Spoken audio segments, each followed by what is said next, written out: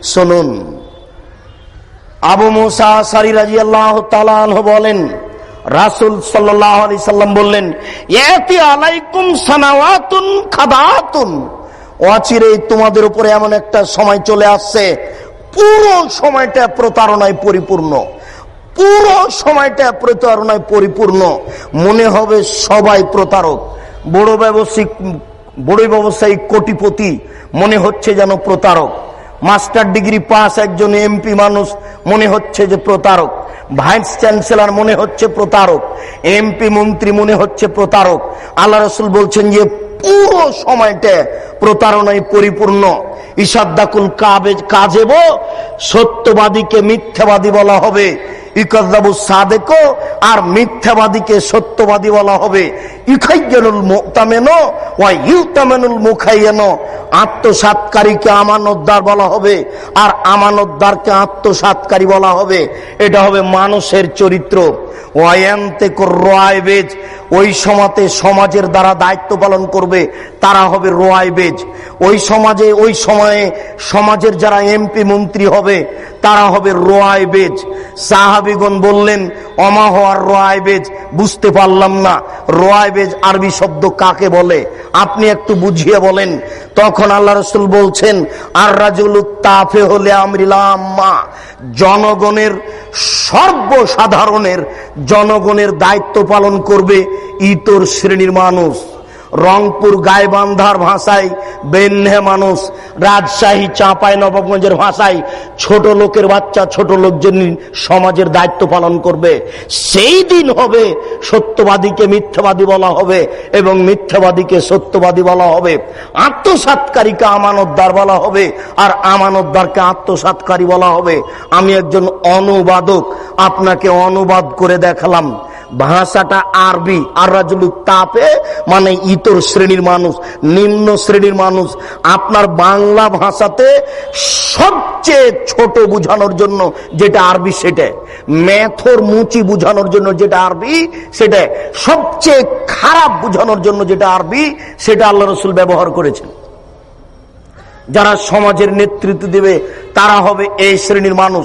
শুনুন, রাসূল সাল্লাল্লাহু আলাইহি সাল্লাম বলেন, লা তাকুমু সাত হাত্তা ইয়াকুনা আসাদুন নাসের লোকা আবনে লোকা, অতদিন পর্যন্ত কিয়ামতের চিহ্ন আসবে না, কিয়ামতই হবে না যতদিন পর্যন্ত অধমের সন্তান অধম সমাজের নেতৃত্ব না দিচ্ছে, ইতর শ্রেণীর মানুষের সন্তান ইতর শ্রেণী সমাজের নেতৃত্ব না দিচ্ছে, একেবারে নিম্ন শ্রেণীর মানুষ যতদিন পর্যন্ত সমাজের নেতৃত্ব না দিচ্ছে। এরপরে আল্লাহ রাসূলের ভাষা আরো শোনেন। আল্লাহ রাসূল বলছেন, সাদাল কাবিলাতা ফাসিকুহুম, যেদিন গ্রাম্য সর্দার হবে ফাসেক, বদ মানুষ, জাইমাল কমে আরজালহুম, যেদিন মানুষের নেতৃত্ব দিবে সবচেয়ে নিম্ন শ্রেণীর ইতর শ্রেণীর মানুষ। এই কথা রাসূল সাল্লাল্লাহু আলাইহি সাল্লাম বুঝাতে গিয়ে একজন পল্লীর গ্রামের মানুষকে বললেন। হঠাৎ করে একজন পল্লীর মানুষ এসে বলছে যে মাতা সাত, কিয়ামত কবে হবে? আল্লাহ রাসূল একটু পরে বললেন, মানিস সাইল, এই শোনো, জিজ্ঞাসাকারী কে? কে জিজ্ঞাসা করলো কিয়ামত কবে হবে? আনা। আল্লাহ রাসূল, আমি জিজ্ঞাসা করলাম কিয়ামত কবে হবে। তখন আল্লাহ রাসূল বললেন, এজা জুয়াতিল আমানাত ফান্তাজরি সাত, যেদিন মানুষের টাকা পয়সা আত্মসাৎ করা হবে, ধ্বংস করা হবে, সেই দিন কিয়ামত হবে। যেদিন সমাজের টাকা, জনগণের টাকা, বাংলাদেশ ব্যাংকের টাকা যেদিন ধ্বংস করা হবে সেই দিন কিয়ামত হবে। তখন সাহাবী ওই পল্লীর মানুষ বুঝতে পারলেন না।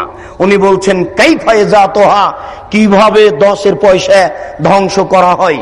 তখন আল্লাহ রাসূল বললেন, এজা উসসিদাল আমরি লা গায়রি আহলিহি ফান্তাজরি সাত, যেদিন অযোগ্য মানুষের হাতে, অথর্ব মানুষের হাতে, ইতর শ্রেণীর মানুষের হাতে, নিম্ন শ্রেণীর মানুষের হাতে দায়িত্ব তুলে দেওয়া হবে, সেদিন তোমরা ভাবিও যে এখন 10-এর পয়সা ধ্বংস করা হবে। আপনাদেরকে সামাজিকভাবে নেতৃত্ব পর্যায়ের একটা অবস্থা আপনার সামনে আমি পেশ করে দেখালাম। এবার একটু আপনাকে আমি শোনাই আলেম শ্রেণীর অবস্থা। উভয়ই। এরা যেমন ধর্ম বিক্রি করছে, ওরা তেমন সমাজকে ধ্বংস করছে। এরা যেমন ধর্ম বিক্রি করছে, ওরা তেমন সমাজের টাকা পয়সা একবারে লুটপাট করে খাচ্ছে, আর সমাজের জনগণের উপরে একবারে চালাচ্ছে নির্যাতন। এখানে যদি আপনি 5 শতক জমি কিনেন, তাহলে প্রতি হাজারে এত টাকা ট্যাক্স দিতে হবে, কারেন্ট বিল দিতে হয়, পানি বিল দিতে হয়, আপনার ওই গ্যাস বিল দিতে হয়, আপনার ওই বাড়ির ট্যাক্স দিতে হয়, জমির খাজনা দিতে হয়, জমি কিনলে টাকা দিতে হয়, আর 2000 টাকা কারেন্ট বিল, 200 টাকা কারেন্ট বিল, 2000 টাকা হলো। প্রত্যেকটা জায়গাতে আপনি দেখতে পাবেন নির্যাতন আর নির্যাতন, নির্যাতন আর নির্যাতন। এটা হচ্ছে সামাজিক নেতাদের নির্যাতন, আর তাদের সামাজিক কাজ সব জাহেলিয়াতে পরিপূর্ণ। তাদের সামাজিক কাজ জাহেলিয়াতে পরিপূর্ণ। অনেক দিন আগে থেকেই জাহেলিয়াত শুরু হয়েছে ভারত, বাংলাদেশ, পাকিস্তানের মাটিতে। নইলে 20,000 লোক 22 বছর ধরে একটা কবর বানালো, 20,000 লোক 22 বছর ধরে একটা কবর বানালো। ও বাদশাহ শাহজাহান, আপনার বাপের টাকা 8 কোটি টাকা দিয়ে আপনি আগ্রার তাজমহল বানালেন। সেই কালে 8 কোটি টাকা দিয়ে সারা বাংলাদেশ, ভারত, পাকিস্তানের প্রত্যেকটা জেলাতে একটা ইসলামী বিশ্ববিদ্যালয় করা যেত। টাকা কার? কে জবাব দিবে? লালন শাহর নামে সেতু হলো কেন? কুষ্টিয়ার পাকশি সেতু হবে, আমার টাকাও সেখানে আছে। লালন শাহ আবার কে? হিন্দু কি মুসলমান আমি নিজেই জানি না। কার নামে আমার সেতু হবে? মানে কারো বাপের টাকা নাকি? এটা আমার টাকা, নিজের বাপের টাকা দান করে লালন শাহ সেতু করতে হবে। সাবধান থাকুন ও বাদশাহ শাহজাহান, টাকার জবাব দিতে হবে। স্ত্রী মারা গেছে, কবর দিয়ে রেখে আসেন বেটা। 8 কোটি টাকা দিয়ে স্ত্রীর কবর বানান মানে 20,000 লোক 22 বছর কাজ করে।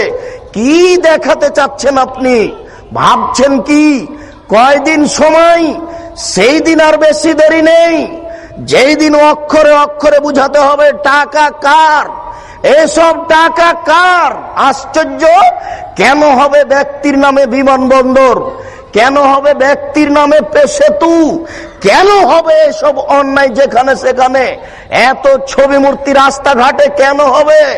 আমি মূর্তি গড়তে এসেছি, আমি মূর্তি ভাঙতে আসি, আমি মূর্তি গড়তে আসিনি, আমি মূর্তি ভাঙতে এসেছি। আমি মুসলিম চির রণবীর, আমি মরণকে করি না ভয়। মরলে শহীদ, বাঁচলে গাজী, আমার উভয়ই সমান। আমার জেল যতটুকু, সেল ততটুকু, বাইরে যতটুকু, ভিতরে ততটুকু, জেলে যতটুকু, সেলে ততটুকু, বাহিরে যতটুকু, ভিতরে ততটুকু। আমি মুসলিম চির রণবীর, মরণকে করি না ভয়। আমি মাথায় করে মূর্তি রাস্তায় নিয়ে যেতে পারি না। তুমি কাপুরুষ, তুমি কাপুরুষের বাচ্চা। তোমার শরীরে পুজ আছে, তোমার শরীরে পুজ আছে, তোমার শরীরে রক্ত নেই। তোমার শরীরে যদি রক্ত থাকতো তাহলে এটা মুসলিম রক্ত, এটা হচ্ছে মুসলিম গোশত, এটা মুসলিম রক্ত, এটা মুসলিম গোশত, এটা হচ্ছে ইব্রাহিমের রক্ত। ইব্রাহিম আলাইহিস সালাম লাথি মেরে ছবি মূর্তি ভেঙে চৌচির করেছেন। আমার নবী মুহাম্মদ সাল্লাল্লাহু আলাইহি ওয়াসাল্লাম লাঠি হাতে করে কাবা ঘরে ঢুকলেন, ঢুকে বলছেন জাল হক এসেছে সত্য, ওয়াজাহাকাল বাতিল চলে গেছে মিথ্যে, ইন্নাল বাতিলা নিশ্চয় মিথ্যে, কানা জাহুকা চিরদিন মিথ্যে। এই বলে লাথি মেরে সব বাপের ছবি মূর্তিকে ভেঙে চৌচির করে দিলেন। আর আপনি কাপুর সন্তান, মাস্টার ডিগ্রি পাস ছেলে, আপনি কি করে রাস্তাঘাটে মূর্তি তৈরি করলেন? আপনি কি করে ঢাকা বিশ্ববিদ্যালয়ের মাঠে, রাজশাহী বিশ্ববিদ্যালয়ের মাঠে, যেখানে সেখানে মূর্তি তৈরি করলেন?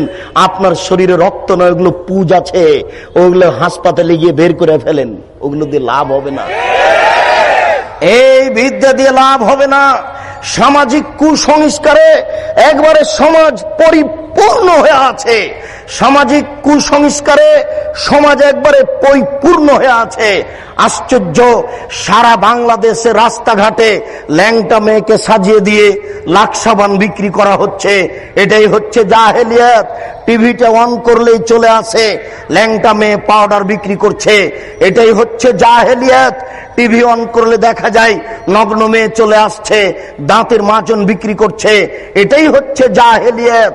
আপনার এই টিনগুলিতে আছে ছবি মূর্তি গরুর, এটাই হচ্ছে জাহেলিয়াত।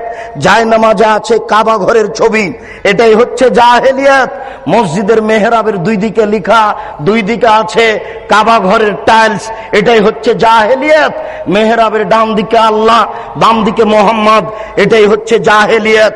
জন্মদিবস পালন করা জাহেলিয়াত, মৃত্যু দিবস পালন করা জাহেলিয়াত, 26 পালন করা জাহেলিয়াত, 21 ফেব্রুয়ারি পালন করা জাহেলিয়াত, 16 ডিসেম্বর পালন করা জাহেলিয়াত, স্মৃতিসৌধ তৈরি করা জাহেলিয়াত, শহীদ মিনার তৈরি করা জাহেলিয়াত, শহীদ মিনারে ফুল চড়ানো জাহেলিয়াত, সংসদ ভবনে নীরবতা পালন করা জাহেলিয়াত, শিখা চিরন্তন শিখা অনির্বাণ একে হিসাব করা জাহেলিয়াত, স্মৃতিসৌধকে মূল্যায়ন করা জাহেলিয়াত। শুনুন, 31st নাইট হচ্ছে জেনার রাইট। ঢাকা শহরে সেদিন জেনা হয়, এই 31st নাইট হচ্ছে জেনার রাইট। চিটাগাংয়ে জেনার রাইট, সারা বিশ্বের বড় বড় শহরে জেনার রাইট। এই জেনার রাইটকে মূল্যায়ন করা হচ্ছে জাহেলিয়াত। পহিলা বৈশাখ আমি কি হিন্দুর বাচ্চা? আমি তোকে কবর দিতে এসেছি। আমি আবার ওই ইলিশ মাছ রান্না করে নিয়ে পান্তা ভাত নিয়ে বট গাছের নিচে খাবো কেন? আমি কি অমুসলিম? আমি কি হিন্দুর ঘরে জন্ম নিয়েছি? একে মূল্যায়ন করা হচ্ছে জাহেলিয়াত।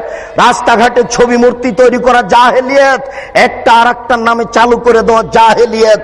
এই সমাজে জাহেলিয়াত পরিপূর্ণ হয়ে আছে। এগুলো হচ্ছে জাহেল নেতাদের কাজ। এবার আসেন একটু হুজুরের অবস্থা। হুজুরের অবস্থা বড় জটিল। সামাজিক জাহেলিয়াতের চেয়ে হুজুরের অবস্থা অনেক অনেক অনেক বেশি কঠিন। বুঝতে পারলাম না।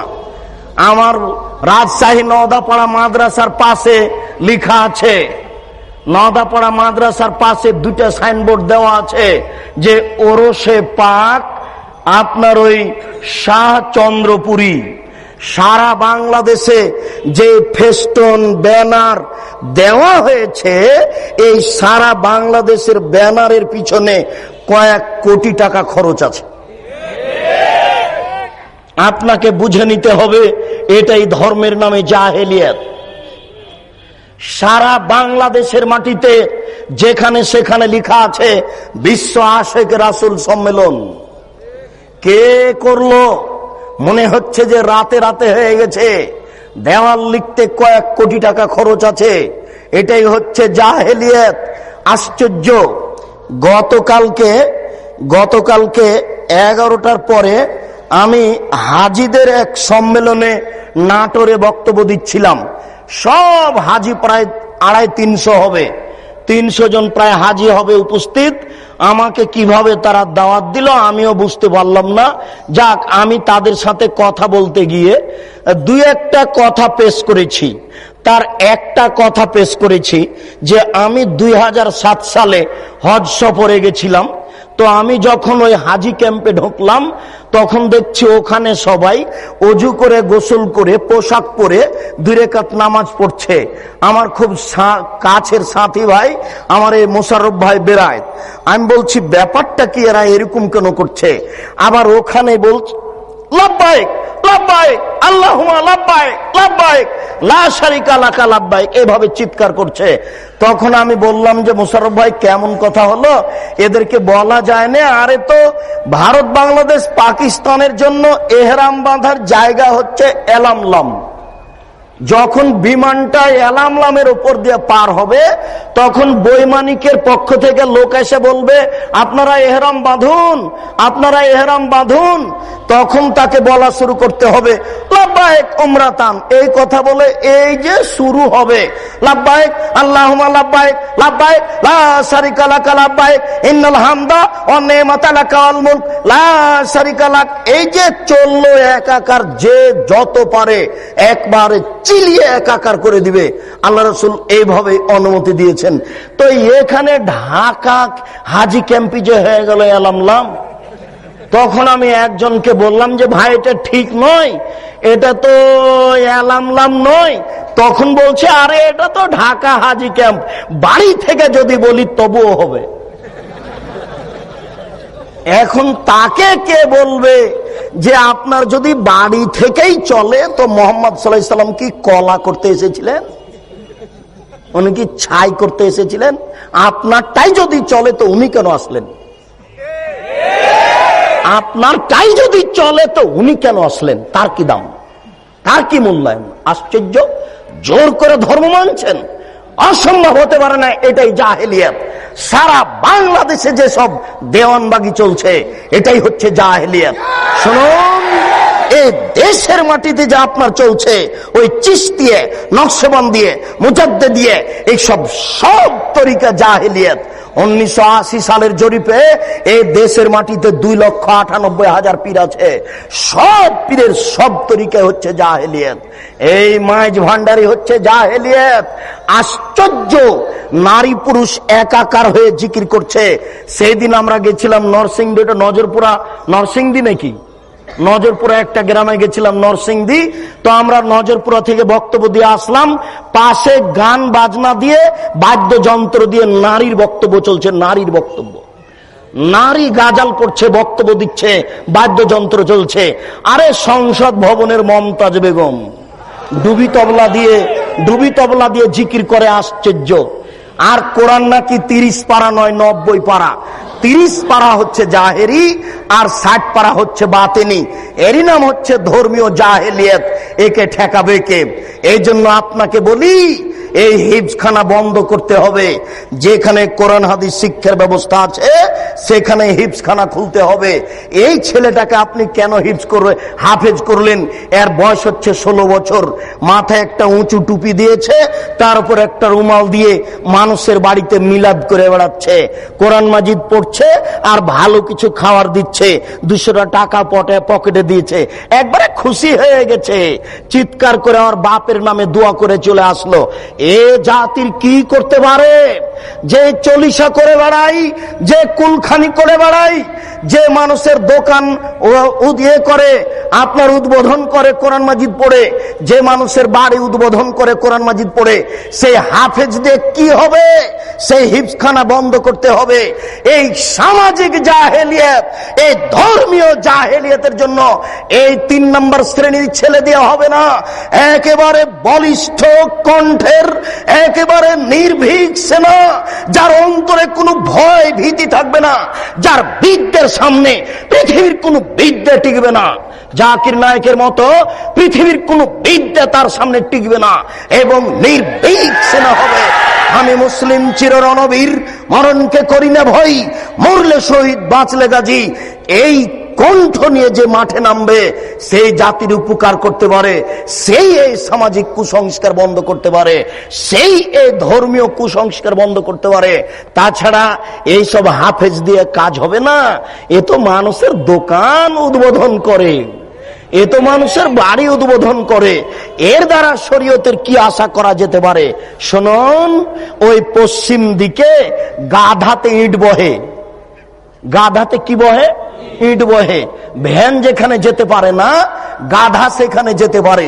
অনেকগুলি ইট আপনি গাধার উপরে চাপিয়ে দিয়েছে, এরপরে যেখানে নামাতে হবে সেখানে গাধা চলে গেল। এবার আপনি কি করেছেন? আপনি বইয়ের দোকানদার, অনেকগুলি কোরআন মাজিদ তার উপরে তুলে দিয়েছেন, ও চলে গেল আপনার কোরআনের দোকানে। তো গাধা কি জানতে পারলো যে এখন কোরআন না ইট?